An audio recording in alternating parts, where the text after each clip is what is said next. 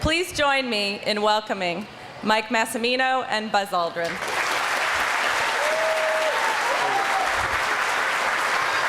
Ready?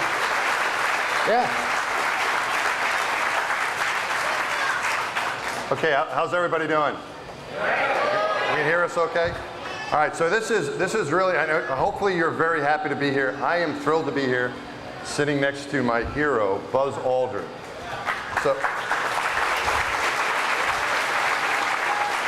So, and I have a little bit of proof of that, Buzz.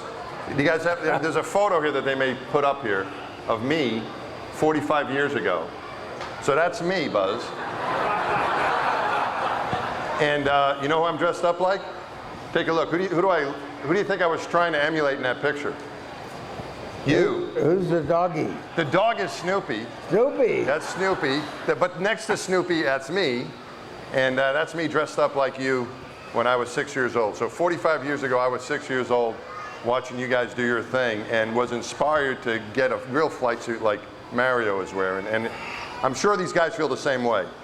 You guys remember it, you got Mario, Joe, and Bo here, that every astronaut, I'm probably at the low end, being 6 when this happened, but anyone older than me who's in the astronaut office, I think can attribute their inspiration to this man right here. There were a few that were ahead of me. Yeah. Now, my little dog was called Bow Wow. Bow Wow? Not. Did you take your dog to space with you? Or Hell no. Because I took my Snoopy to space with me on SES-125. I still have.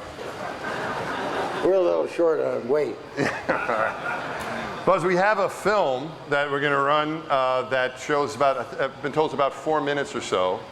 And they're going to run that in the background. And I think it's mainly of your landing.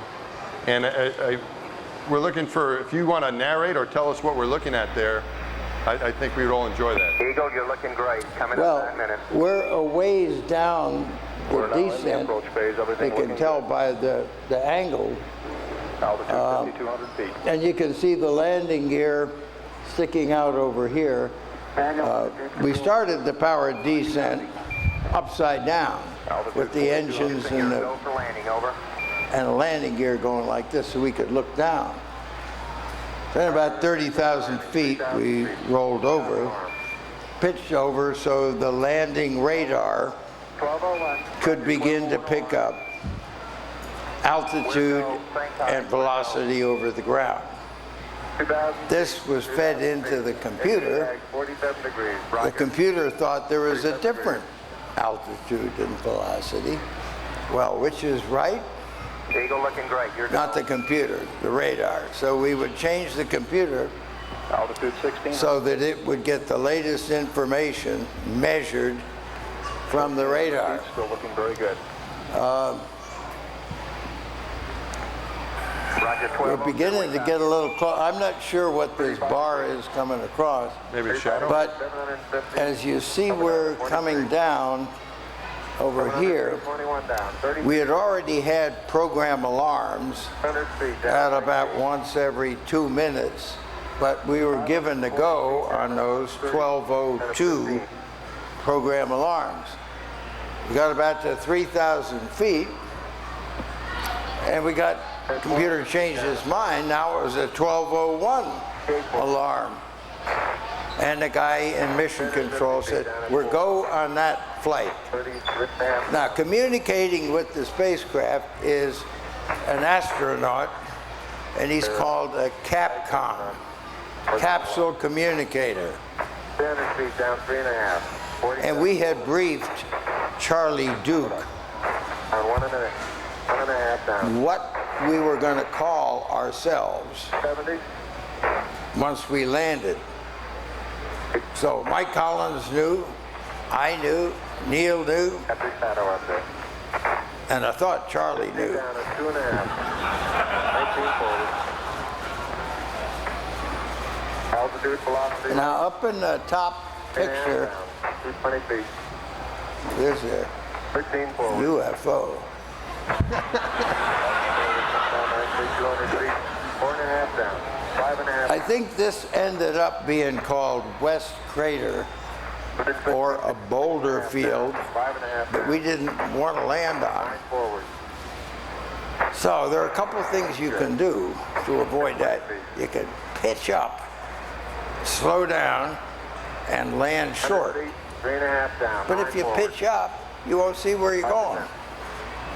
Now the moon's got a low gravity field, so if you want to go to the left, you got to go way over and then way back. Down a half. Pitch forward. Now, I made a call right about here Lights on. Pitch of faint shadow picking up some dust. I can see the dust forward. going out from the engine.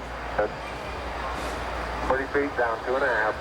Picking up some dust. Here comes the shadow. Notice the probe at the bottom of the gear. 4 forward. As soon as one of those touches the ground, it bends, throws a switch, turns a light on the cockpit. Contact light. Okay, engine stop. ACA at a descent. Turns a light on the cockpit. Both auto descent and First words from the moon. arm off. Contact light, 15 is in. engine stop, ACA at a D10, 413 is in. You have no idea what those last two things are. The Eagle has landed. There was the shadow that we saw looking out. You got a bunch of guys about to turn blue. We're breathing again. Thanks a lot. Okay, the voice just said we're breathing again. That was Charlie Duke. You're looking good here. He didn't quite pronounce We're going to tranquility be busy for a minute. correctly after we schooled him. Why Tranquility Base? The Sea of Tranquility is where we landed. So rather than Moon Base, Lunar Base, we were Tranquility Base. Our spacecraft call signs were a source of considerable pride with us. After looking at a lot of possible designs of our crew patch, I think Mike Collins finally won out. I was looking for something esoteric like yin yang or yang doodle. Couldn't find a damn thing, but the eagle, with the moon in the background, approaching the moon, and we consciously decided our names don't make any difference. This is the first landing of the Eagle, and that's what makes the difference. So we didn't put our names on the patch, just Apollo 11. We had this design, and we went in for a computer lesson in the command module, so we showed it to the instructors outside. What do you think about this design? So we came out about 45 minutes later, and the guy said, that's good. Why don't you have the Eagle carrying the olive branch of peace to the moon? Man, I mean, that was kind of what I was looking for, because our plaque that we left on the front leg of the moon says, "Here men from the planet Earth first set foot upon the moon, we came in peace for all mankind." And I think most of us felt that all of our missions were in peace for all mankind. They were visible to anybody.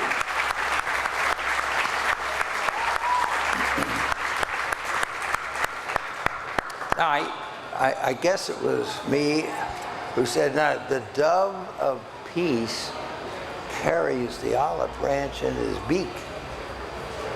So the eagle ought to have the olive branch." So we finally had our design. We submitted it to Bob Gilruth. No, disapproved. The eagle was just too aggressive looking.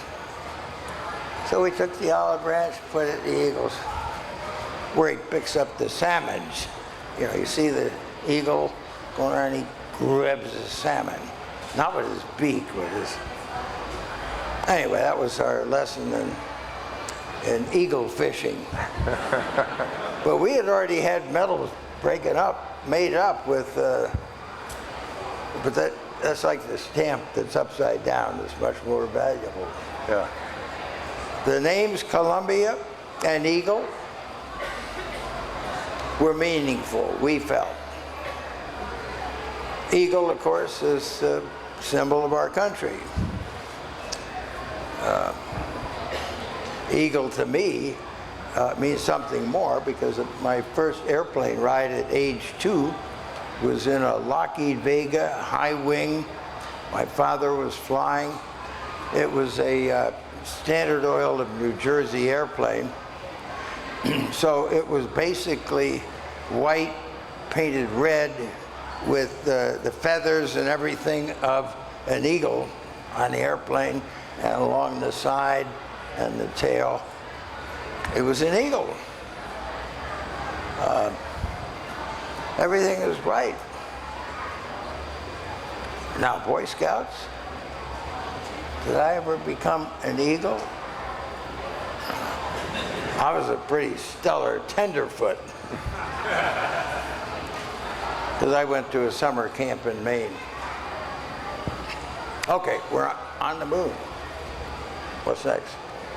So so that was great, Buzz. Thanks for sharing that. So you guys get there. There's only 2 of you. You and Neil. Mike Collins is orbiting around. Everyone else is back here on our planet. And you were the first guys to touch down. This is 45 years ago. What was the mood? What was the feeling? What were you guys thinking once you got there? What did you guys talk about? What was on your mind at that point? Neil and I were not the most talkative guys. I slapped him on the shoulder, I remember, and he says we shook hands. There wasn't a camera, so we can't resolve what actually happened. But when you touch down, something may be wrong. You may have a fuel leak. You may have something else. So you better look carefully. That's what we did after touching down. If something was wrong, you don't just arbitrarily lift off with the ascent engine immediately. It might not be the right timing for Collins going over ahead.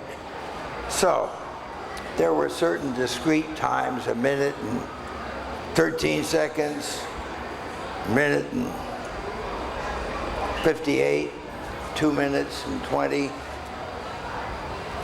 for T3. By the time that had elapsed, if something was wrong and we lifted off, it would take us much, much longer than if we waited on the ground for Mike Collins to come around and then we lifted off. So our plan was to prepare for liftoff. See, there was probably a week, 2 weeks since we had gone through the liftoff procedures. Somebody's always changing things. So we figured it was probably a good idea if we were there safely to make sure we knew how to do the liftoff procedures, aligning the platform, doing everything.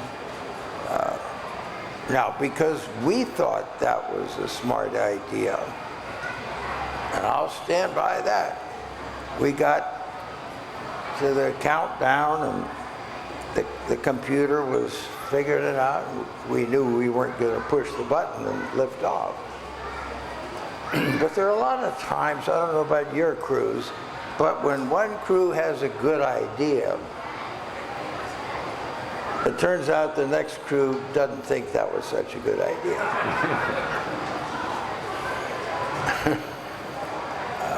So there are a lot of times these crews are a little competitive, and one person does something and nah, that's no good. We're going to do it a different way. Yeah, we never had that in the shuttle program, did we, guys?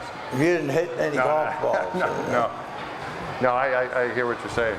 So you guys, when you got to the moon, you guys had just in case there was a problem, you had to be prepared to leave. I never would imagine that, you know, but it makes a lot of sense. There was another thing. When we landed, we'd been up for a while doing this thing and that thing. Yep. And if we had to, you weren't Navy, were you? I'm a civilian. Well, There's two Navy guys. There's two Navy guys right there, though. Well, if we had gotten ready to land and we had a wave off, that means we got a problem. We wouldn't have landed right away, and we'd have maybe waited a while. And so that when we landed, we felt there's a possibility we may really be kind of tired and want to rest now and go outside later. So we thought about changing the flight plan from positive to negative. And that wouldn't go over too well with the American people. If we changed by landing, thinking we're going to go out right away and put that in the flight plan, and then said, geez, we're just too tired, we're going to wait. Everybody'd be saying, the crew's too tired, too tired. So we did it the other way around. And so we said, okay, yeah, we're going to go out first, we'll sleep later. How many of you saw the Australian film, The Dish? Okay, well, the Dish guys got caught with their pants down because they didn't get the word that we were going to go out first and not sleep. So they were kind of waiting around with their big dish for the time to get correct. And all of a sudden somebody calls, hey, they're going out. So they had to manually take their dish and kind of point it at us instead of the electronic way. But it was a real humorous film, and I think if you get a chance to see it, you'd really enjoy the Australian humor. So we stayed there for a while. We took our damn time getting ready because we didn't have any scheduled time to meet, and that was good. That was relaxing because walking around in tight quarters, putting the backpack on, and then unhooking from the spacecraft, water supply, cooling, inflow, outflow, electricity, and then checking the other guy's pack that he's got it on right, a control box here. It really took quite a while. About how long, Buzz, was that? How long did it take you to prepare? Quite a while. A few hours. Yeah. Longer than you'd think. Okay. Okay, so now the time comes to go outside. So, we'd already decided that seniority governs. And the guy who put the hinge on the hatch knew that because it hinged this way. So the guy on the left could get out first. But we didn't write the flight plan so that once you got down there and you're ready to do two-man experiments, it really should have been due to the workload of the commander who is doing many things responsible for during the launch, during many other things, most of the rendezvous burns after, that it just seemed as though knowing what was going to be happening, different experiments outside, should have been given to the non-commander. It wasn't done that way, and if we had to do over, I think we'd have been better off. So as it worked out, I just followed my leader. I'd learned how to do that at West Point. Can't be a leader unless you're a follower. I wasn't sure that I remembered everything we had to do anyway. We deployed experiments. Before I came down the ladder, we have a clothesline, so we put a tape or a rope that goes down to the bottom, and as Neil went down the ladder, he carried that with him. So then I could put the camera on that and send the camera down to him. Now the purpose was not to send the camera down, but later on, when we came back in, the big rock boxes, very difficult to go up the ladder carrying those. So that's how we brought the two big rock boxes up. Very simple pulley.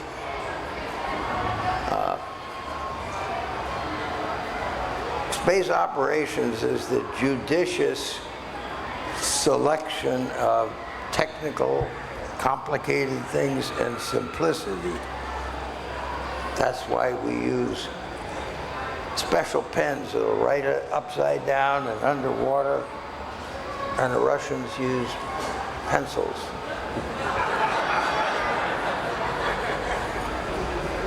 Well, they make more mistakes than we do. But we weren't out there all that long. One thing I decided that I really wanted to do, if I had time, was to get in front of the camera that was a ways away from the spacecraft. Now, the camera's out there, and it has to get the information to the spacecraft. So the wire is wound around this drum.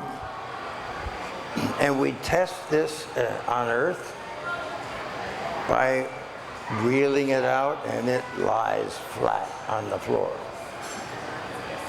What does it do in the moon? It doesn't do that. It's a loop. It's just waiting for some astronaut thinking about something or other to trip over it and pull a camera over. I was pretty confident I understood the G-forces. When we got down the bottom of the ladder, and I was still up there looking out the window, Neil got to the bottom, then he jumped back up to make sure that he could reach the bottom rung of the ladder. Then he got down, and then it was time to small step for man, 2 men, 3 men, a man. Giant leap for mankind. So when it comes time for me to get down, he's already scooped up a contingency sample in case anything went wrong and we both had to come back in. At least he would have put this contingency sample. So I could tell, looking at him out the window, that there wasn't going to be any problem moving around. So I felt pretty relaxed about that, but I remember what the checklist said. So I went down the ladder backwards, just like every Navy guy does. And I remember the checklist said, reach back and partially close the hatch. So I said, I'm going to reach back and partially close the hatch, making care not to lock it on my way out. There was not even a handle on the outside. And because it took so long to make sure just almost every little bit of pressure was gone before we could pull it open, that means it wouldn't have taken much of a leak into the cabin, and we'd be, open the door, Richard. Now, I decided ahead of time, if I could get in front of the camera, I would just sort of demonstrate kangaroo hop, then like this, and then turn.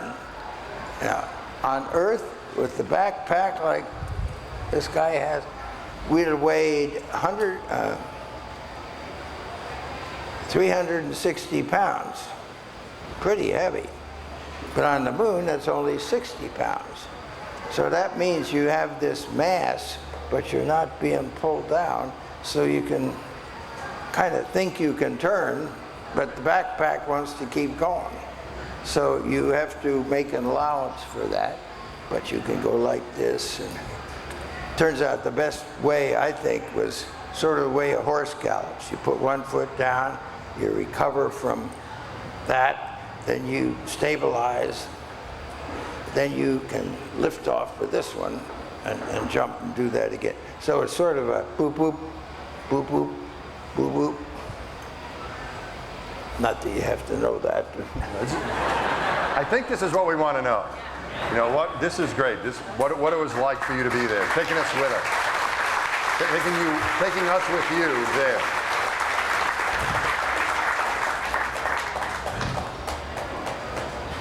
I won't get to do that again. You what? No. No. So you guys get out there. You walk around. Did you appreciate what was really happening? I mean, you talk about the procedure. You had all these things to follow, right? We have all these things to follow during the little details you still remember to this day, 45 years later. Well, partially closed the hatch. Pictures bring back memories. Radio transmissions kind of tie everything together. But when you first look out, things haven't changed.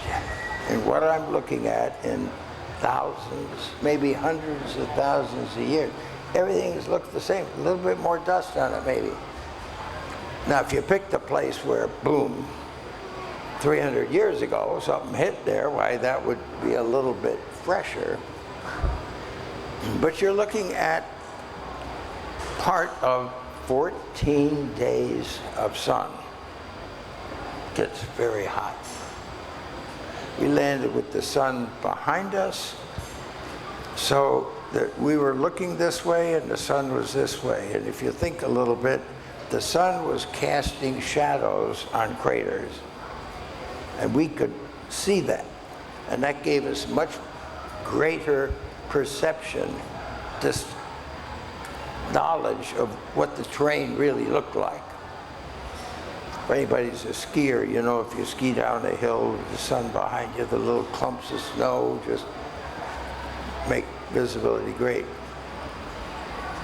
But we did practice landing in earth shine,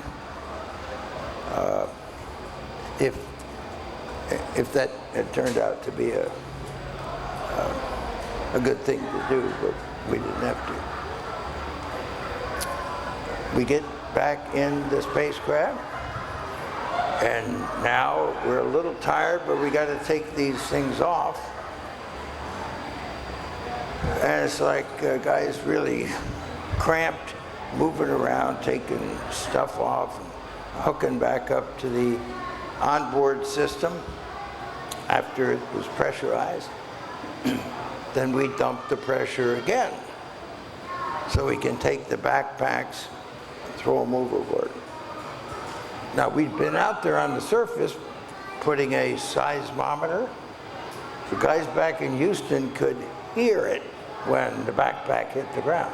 They say they could actually hear us walking around.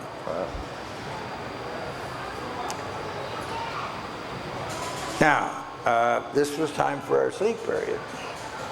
Now, we had depressurized once to go out. We came in, we repressurized, got all hooked up, disconnected, depressurized again, threw things overboard, then pressurized. Now, when you put oxygen into something that's at low pressure, it gets cold. And this is twice we had to do that, so it was quite cold. With the heat turned full up, so we put our helmets on. And you got to speak up first in this business if decisions haven't been made. So I said, hey, Neil, I take dibs on the floor. So the floor was fairly flat. There were no chairs in this thing to sit down. you stand up, you had a bungee that would hold you down in zero gravity. But once you get on the moon, you don't need that. So I laid down, and of course Neil's side was this side, and my side was this side.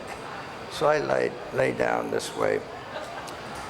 And before we just totally turned the lights out, I happened to see some lunar dust where the floor hit the edge.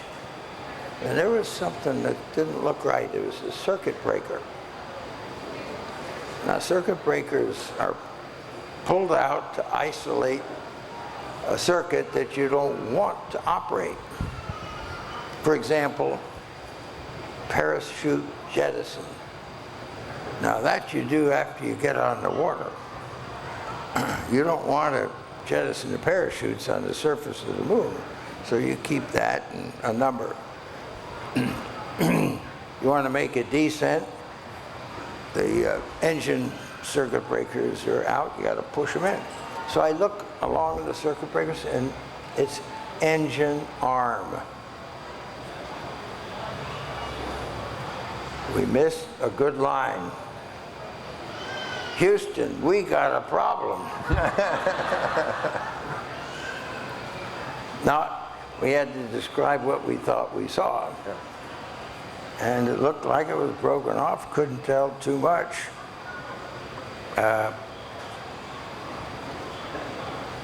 It really boiled down to, Houston, you got a problem. Because it's up to them to figure out how we can get around that if it's really a broken circuit. That was for your ascent engine, I'm taking it, to get, that's for your ascent engine to get off. Oh yeah, you get ready to land. Yeah. And the circuit breaker's been out. Yep. You push it in, and you land. Yep. You pull it out. You get ready to launch.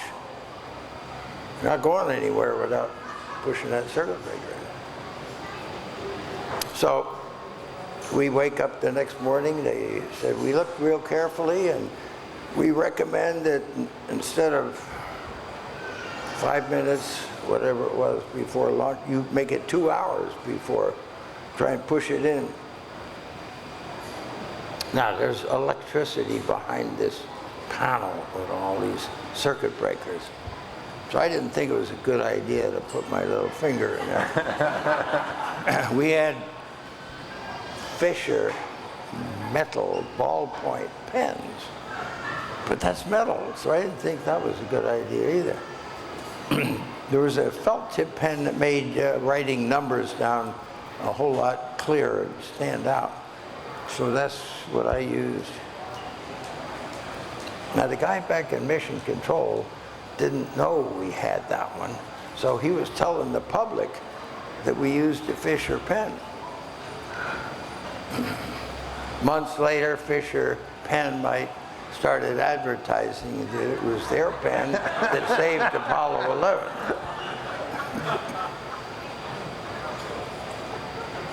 It went fine. I pushed it in, the engine. The ascent engine is fixed. Not like the descent engine. Descent engine gimbals and is throttleable. But the ascent engine is fixed, and its thrust is fixed. So it's real simple. But like so many other things, the simple things sometimes give you more problems. And the engineers had much more problems with that ascent engine than TRW did with the descent engine. Worked real fine.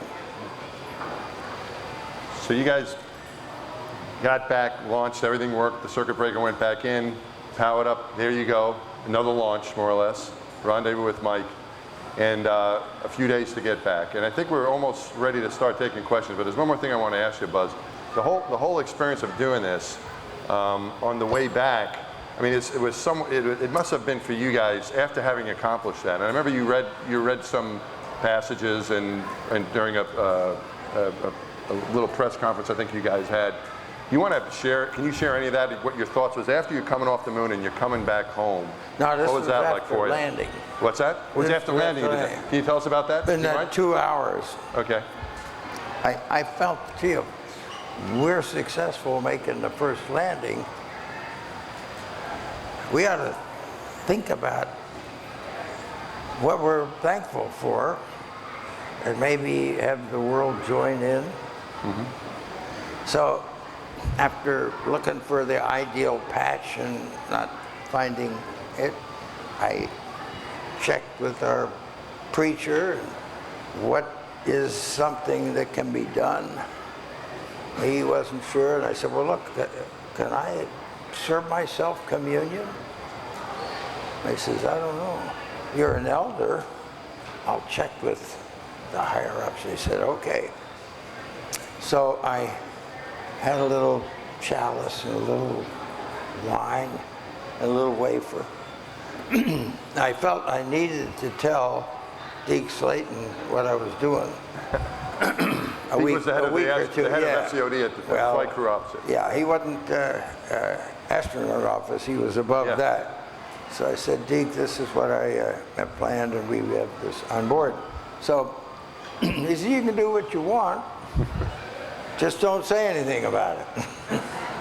Because he had enough trouble with Madeline Murray O'Hare, because the Apollo 8 crew on Christmas Eve read from the Bible Genesis.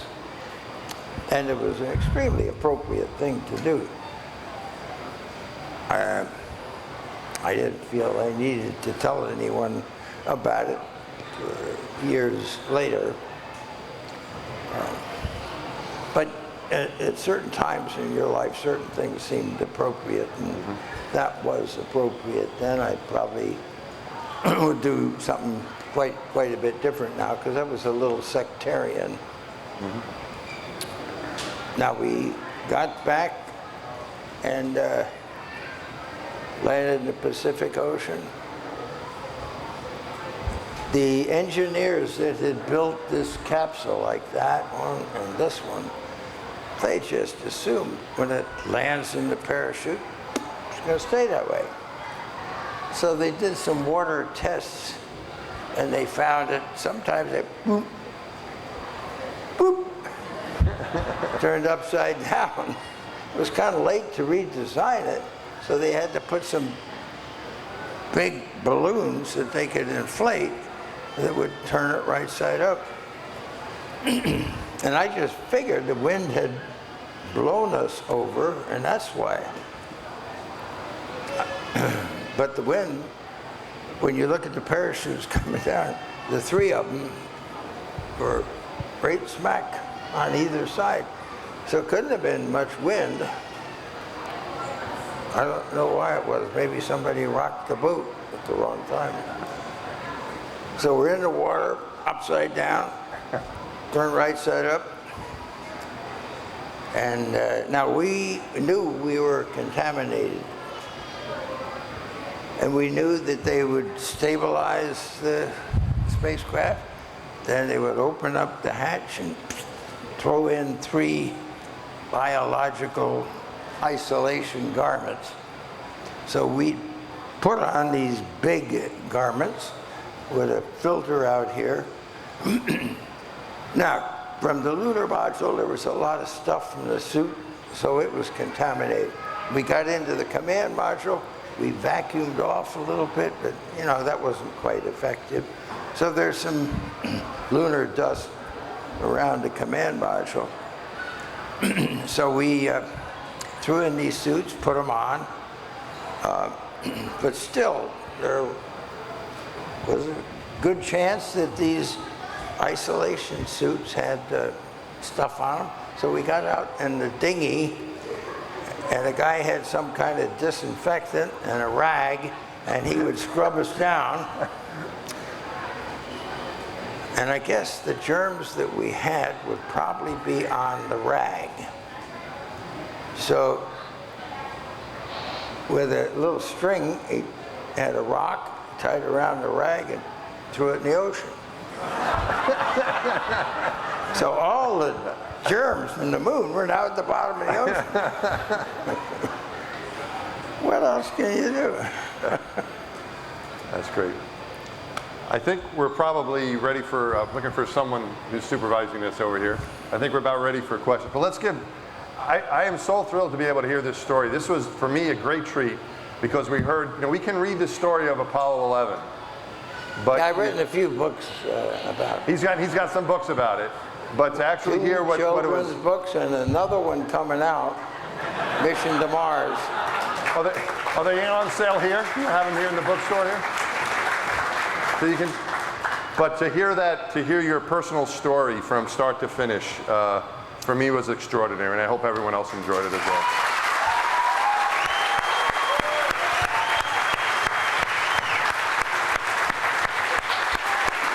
There's a lot more to it.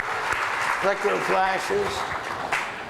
I filed a travel voucher when I came back. You know, being a military guy, you leave Houston, you go to Florida, and you land at the air base, you go to crew quarters, you get transported out to the rocket, you get on the rocket, you get to the moon, you leave the moon, you're in the Pacific Ocean, a helicopter picks you up, puts you on the aircraft carrier. Now you go into the quarantine little trailer and you take off this garment, and now you're in the Airstream trailer,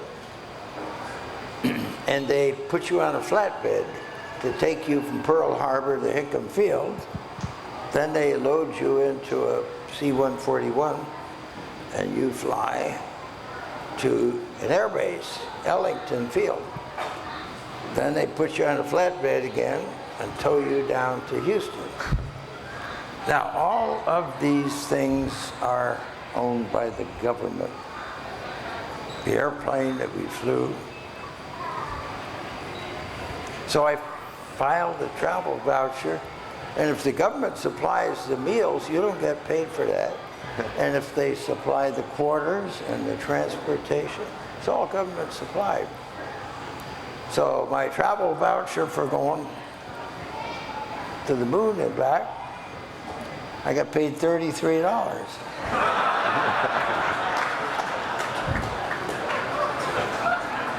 That was the rental car from the air base to NASA down in Florida. I think the taxpayer got a bargain on that one. Don't think that the government overcompensates people. Not us, anyway. We got to buy our own clothes. Go around the world 45 days, meeting kings and queens, looking real dapper. I think we have some questions here from some of the kids that are here today, Buzz. Mr. Aldrin, approximately how long was your first leap? First Leap on the moon. first week? Leap. Leap, jump, leap. Well, the gravity is 1/6.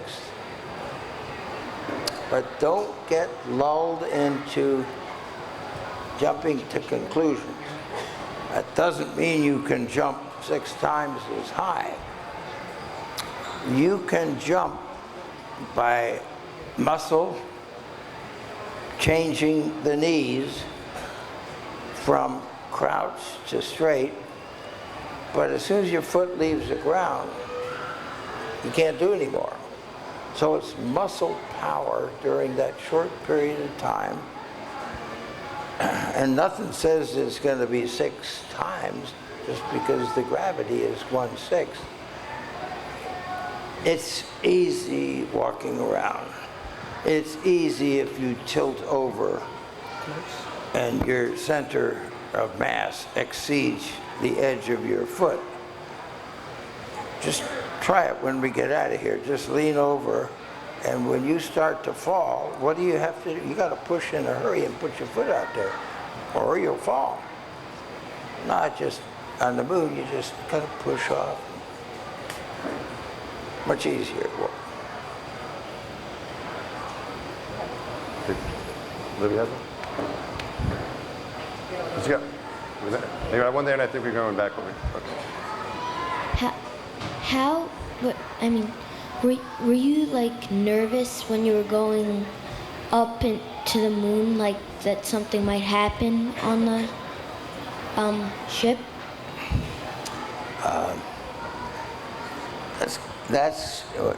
Was I nervous going up to the moon?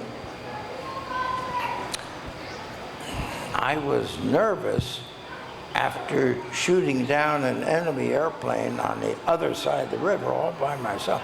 Now I start climbing out going home. That's when you get nervous. You wonder whether somebody's catching up. You take off and the engine can fail any time. But if you worry about it all the time,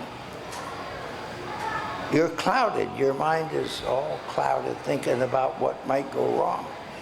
So if something does go wrong, you'll do the wrong thing probably.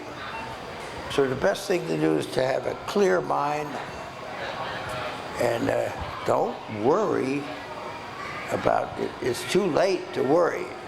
You should have worried a year before, 5 years before, get into another business if those things bother you. How did your walk on the moon affect your life? How did the walk on the moon affect your life? Wow.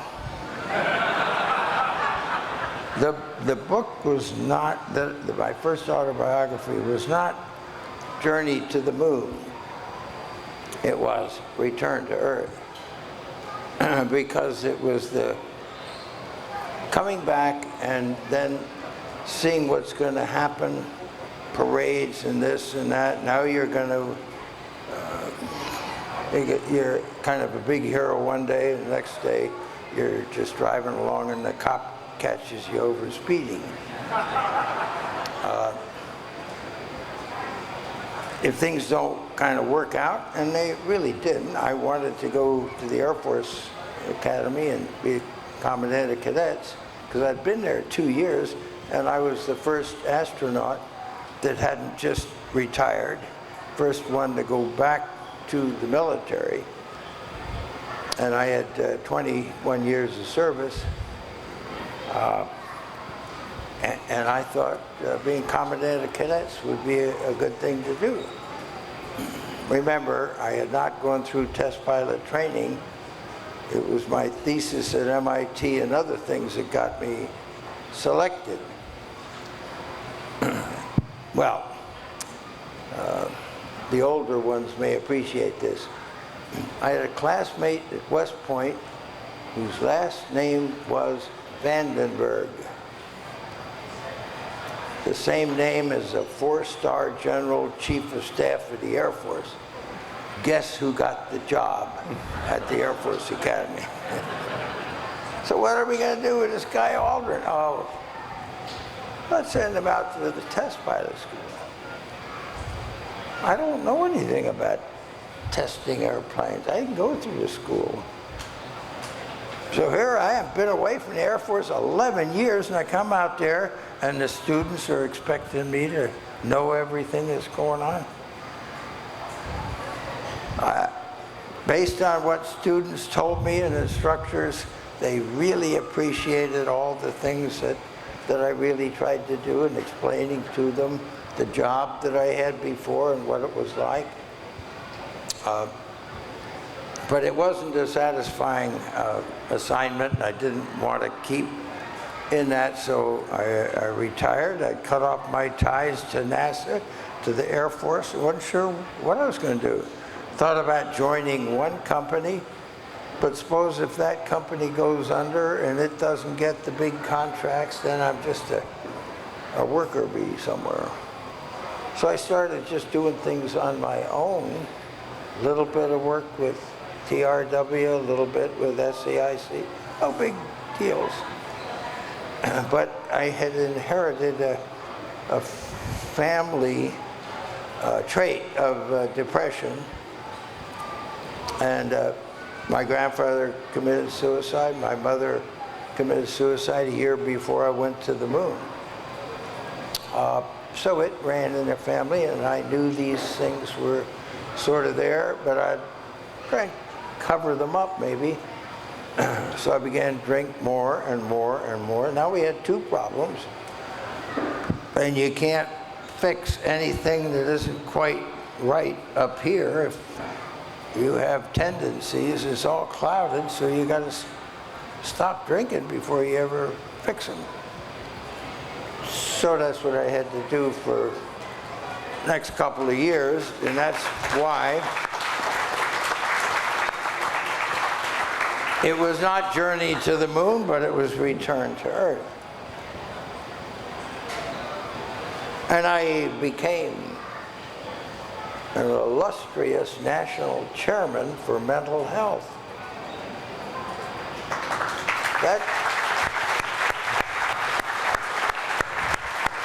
That isn't what I expected to be in my life when I graduated from high school and came back from the Korean War. But I had to put things together while things came apart. So I had to deal with a lot of things that veterans are doing today with what's called PTSD. I know what their problems are, and that's why I've got a charity trying to work on that. It comes second or third to Mars. Okay, the last question. All right, one more. What, Buzz, why did you decide to become an astronaut?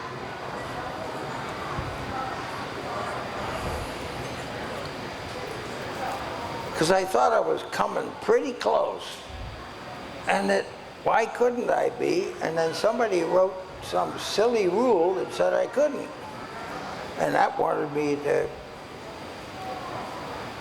even more to be an astronaut.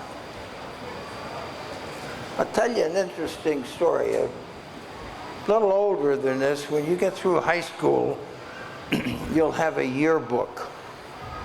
And the yearbook has pictures of everybody in the graduating class. And you get these maybe a month before graduation. And then you go around to your classmates and they hand you their book and you sign something under your picture and you sign your name. So there was this guy who was valedictorian, gave the high school speech. He went to MIT. I turned the scholarship down to go to West Point. But this guy ended up being in the Secretary of the Air Force and then instructing at MIT. So his picture in the high school yearbook kind of noted what he was known for. Said something about MIT builds rockets. And yeah, it said rockets to the moon. And underneath it, in his name, in my book, it said, I'll build them, you fly them. Now that's a coincidence.